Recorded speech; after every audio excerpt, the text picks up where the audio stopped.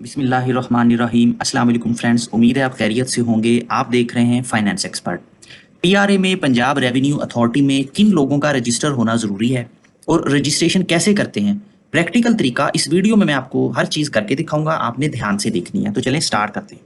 सबसे पहले friends, PRA में under section 25 of the Punjab sales tax on services act जो है, जो भी पर्सन सर्विसेज प्रोवाइड करता है वो पीआरए में रजिस्टर होगा। अगर वो सर्विसेज, उसका जो ऑफिस है वो पंजाब में है, सर्विसेज वो जहां मर्जी दे रहा है, फर्ज किया सर्विसेज वो किसी कॉन्ट्रैक्ट की सिंध में दे रहा है, लेकिन उसका जो ऑफिस है वो पंजाब में है, तो फिर उसने पीआरए में रजिस्टर होना है। जहां पे उसका ऑफिस होगा वहां पे उस प्रोविंस में उसने रजिस्टर होना है। ठीक है, ये आपने याद रखना है।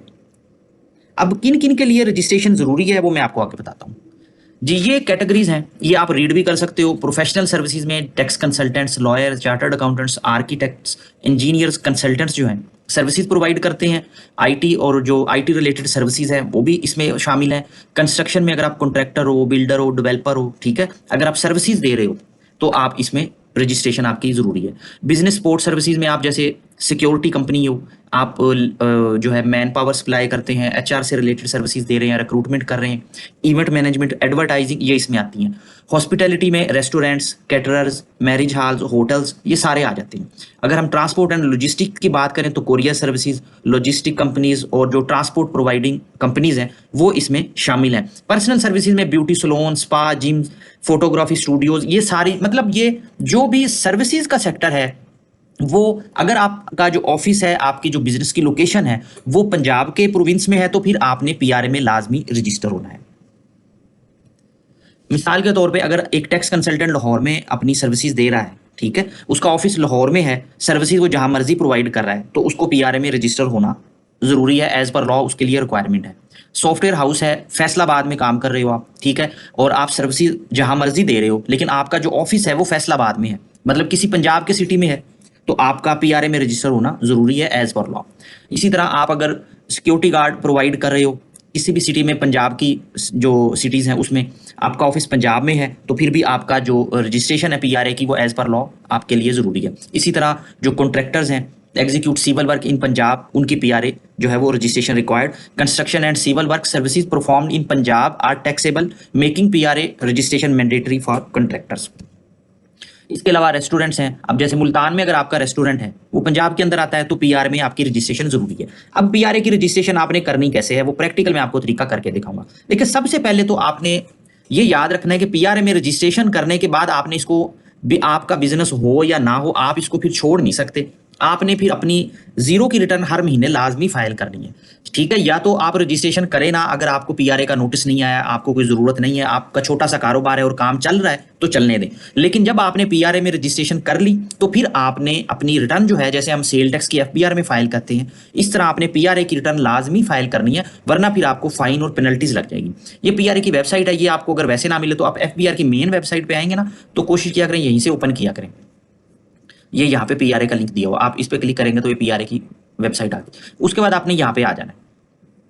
ये सेम आयरस की तरह का ही उन्होंने जो पुराना आयरस था उसकी तरह ही है। अच्छा, अब इसमें मैं प्रैक्टिकल आपको सारी चीजें करके दिखाऊंगा, तो आपने ध्यान से देखनी है। आपने न्यू रजिस्ट्रेशन पे आना है। अच्छा, यहाँ पे अब आपने जो डाटा डालना है ना, ये आपका एफबीआर वाला डाटा होगा। ठीक है, आप कोई भी बिजनेस कर रहे हो, सर्विसेज का जो भी बिजनेस कर रहे हो, डेफिनेटली एनटीएन में तो ऐड होगा ना। अगर नहीं है तो पहले एनटीएन में ऐड कर लें, क्योंकि देखिए एनटीएन तो बेसिक रिक्वायरमेंट है ना, पीआरए तो उसके बाद आता है। तो आपने एनटीएन को अपडेट कर लेना है, उसमें जो भी बिजनेस है, एड्रेस है, ईमेल आईडी है, मोबाइल नंबर, वो अपडेट होना चाहिए। यहाँ पे आप वॉलंटरी कर लें। पर्सन में आपने इंडिविजुअल है, एओपी है, कंपनी है, तो हम इंडिविजुअल के लिए कर लेंगे।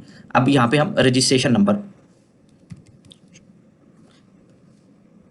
जी, अब ये जैसे ही मैं इसको ये दूंगा कैप्चा, ये मुझे उस नंबर पे जो है ना, मुझे ईमेल पे और नंबर पे इसने कोड भेजना है जो मेरा एफबीआर में रजिस्टर है। ठीक है, तो आपने वो कोड यहाँ पे अपना डालना है।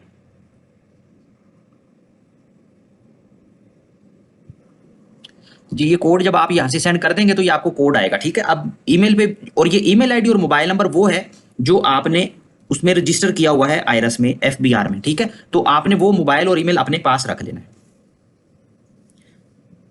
एक मिनट बस, ये कोड मैं इसमें एंटर कर रहा हूं, तो ये फिर उसके बाद आगे हमें नेक्स्ट स्टेप पे लेके जाएगा। ये आपने लिखना है और ये दोबारा आपने डाल देना है। जी, इसको नेक्स्ट करना है। जी, अभी देखिए उसने नेक्स्ट किया ना, अभी उसने बेसिक इन्फॉर्मेशन दे दी है। तो आपने यहाँ पे सर्विस प्रोवाइडर आपका आ रहा है, आप नहीं आ रहा तो उस पे आपने क्लिक कर लेना है। फिर आपने एड्रेस पे यहाँ से आपने इसको नेक्स्ट पे चले जाना है, इसमें कुछ भी नहीं करना आपने, ठीक है। अब यहाँ पे आप एड्रेस पे आएंगे ना, तो जो भी एड्रेस आपने अपने एफबीआर में रजिस्टर किए होंगे ना, वो यहाँ पे होंगे। तो जो एड्रेस आप अपने बिजनेस का यहाँ पे रखना चाहें, आप उसको सिलेक्ट कर लोगे तो वो उसको टिक कर देगा, वो वहाँ पे शो होने लग जाएगा, ठीक है। नॉर्मली इसको हम नहीं छेड़ते, जो एनटीएन में आ रहा होता है हम वही चलने देते हैं। अब आगे हम इसको नेक्स्ट करेंगे, तो ये बिजनेस जो मैंने रजिस्टर किया हुआ है वो यहाँ पे मेरा शो हो जाएगा, ठीक है। ये मेरा बिजनेस आ रहा है और ये मेरा प्राइमरी बिजनेस है। अगर आपके कोई और भी बिजनेस है, फर्ज किया सर्विसेज के साथ आप गुड्स भी सप्लाई कर रहे हो, ठीक है, तो हो सकता है यहाँ पे दो बिजनेस आए, तो आपने सर्विसेज वाले पे टिक कर लेना है। इसके बाद यहाँ से आपने इसको नेक्स्ट करना। ये आप जो है ना, ये ऑटोमेटिकली डाटा एफबीआर से उठाएगा, ठीक है, आपने खुद कुछ नहीं करना। यहाँ पे जो आपका एफबीआर का एड्रेस होगा वो शो हो रहा होगा, आपने इसको प्लस पे क्लिक करना है। यहाँ पे जो आपका बिजली का मीटर है ना, वो यहाँ पे आपने ऐड कर देना है, कमर्शियल सिटी। ये मैं वैसे ही डाल रहा हूँ वरना वो आगे जाने नहीं देगा, मैं आपको सिर्फ समझाने के लिए एक दफा इसमें डाटा डाल रहा हूँ, ठीक है। ये कनेक्शन की डेट आपको बिल के ऊपर लिखी हुई मिल जाएगी, जो भी आपके बिजनेस का एड्रेस है आपने उसका यहाँ पे ऐड कर देना है, अपने बिजली का जो बिल आपका आता है, ठीक है। उसके बाद बैंक अकाउंट की इसको सॉरी नेक्स्ट करना। अच्छा, ये आपने देखा, ये बैंक अकाउंट भी उसने एफबीआर से खुद ही उठाया, ठीक है। अगर नहीं है तो यहाँ पे प्लस पे क्लिक करके ऐड कर सकते हो, जो भी आप ऐड करना चाहो अपना कोई बैंक अकाउंट, ठीक है। फर्ज ये आपको लगता है जो एफबीआर वाला है वो ठीक नहीं लग रहा, तो आप यहाँ पे एक और ऐड कर दो, उसमें कोई इशू नहीं है। ये देखें सेम सिंपल प्रोसेस है, अकाउंट लिखें, उसकी फॉर्म लिखें, करंट अकाउंट है, किस बैंक में है, ठीक है। आप उसकी सिर्फ मैं इसको सर्च करता हूँ, आपको वो स्पेसिफिक ब्रांच ना भी मिले तो उस सिटी की कोई भी ब्रांच मिले तो उसमें करके यहाँ पे आपने अकाउंट नंबर, आईपीएन नंबर, ये अकाउंट टाइटल, ठीक है, और इसके अलावा आपका जो आईबीएन नंबर होगा, अकाउंट का नंबर और आईबीएन नंबर वगैरह लिखते हैं यहाँ पे, इसको ओके करेंगे तो ये ऐड हो जाएगा। इसमें कोई इतना टेक्निकल चीज नहीं है, सेम आपने अकाउंट ही ऐड करना है। वैसे तो ये एफबीआर वाला ऑटोमेटिकली आ ही जाएगा इसके बीच में। जी, आपने जब अकाउंट ऐड कर लेना है उसके बाद आपने नेक्स्ट पे जाना है। देखिए यहाँ पे ना नेक्स्ट में ये आपने अभी तो ये दो ऐड हो रहे हैं ना, तो आप जब आओगे ना तो ये इसमें कुछ भी ऐड नहीं होगा, तो आपने यहाँ पे प्लस पे क्लिक करना है। यहाँ पे आपने आके ना कैपेसिटी में आप इसको कर लें रिप्रेजेंटेटिव करके, यहाँ पे आप अपना जो है ना वो सीएनआईसी नंबर देंगे तो वो आ जाएगा इधर में। ऐसे करके आपने इसको सिलेक्ट कर लेना बस, और कुछ भी नहीं करना। और स्टार्ट डेट में आप जो भी डेट डालें, आज की डाल दें, जैसे भी डाल दें, ये जस्ट एक फॉर्मेलिटी है। लिंक ऑलरेडी, अच्छा ये इस तरह से ऐड होगा क्योंकि वो मैंने पहले ऐड किया हुआ ना, इसलिए आपको शो नहीं हुआ।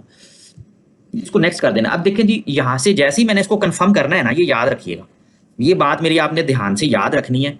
जैसे ही मैं इसको कंफर्म करूंगा, ये क्या करेगा, मेरी फॉर्म को सबमिट कर देगा और विद इन 24 आवर जो है वो आपकी पीआरए में रजिस्ट्रेशन हो जाएगी। आपको कुछ नहीं करना पड़ेगा, आपको डिपार्टमेंट जाना नहीं पड़ेगा, आपको ईमेल नहीं करनी पड़ेगी। बहुत रेयर सिनेरियो में ऐसा होता है कि आपकी रजिस्ट्रेशन रिजेक्ट हो किसी वजह से, ठीक है। अदरवाइज आपको 24 घंटे में पीआरए पे जब आपको ईमेल आ जाएगी कि जी आपका पीएस यूजर आईडी और पासवर्ड ये है, ठीक है, तो आप अपना यहाँ पे इसको लॉगिन करके बाकी काम कर सकते हो। अभी मैं इसको नो कर रहा हूँ वरना ये कर देगा, ठीक है जी। जब आपके पास आ जाए आईडी यहाँ से आप उसको लॉगिन करके, ठीक है, लॉगिन करोगे और उसके बाद अपनी रिटर्न वगैरह फाइलिंग कर सकते हो। इंशाल्लाह नेक्स्ट वीडियोस में मैं जो सेल टैक्स पीआरए का है, एफबीआर का, उसकी वीडियोस अपलोड करूंगा। कोई भी क्वेश्चन हो तो जरूर पूछिएगा। ये मैंने कंप्रीहेंसिव पीआरए रजिस्ट्रेशन पे वीडियो बनाई है, अगर कोशिश करूंगा एसआरबी या जो बाकी है उन पे भी वीडियो बनाऊं, लेकिन सेम प्रोसेस है सबका। तो ये बस आपने इस तरह से ही करना है और ध्यान रखिएगा, अगर जरूरत हो तो पीआरए में रजिस्ट्रेशन करवाएं, अगर उसके बगैर काम चल रहा है आपका, ठीक है, तो फिर आप उसको वैसे ही चलाएं। अपना बहुत ज्यादा ख्याल रखिएगा। Thank you, Allah Hafiz.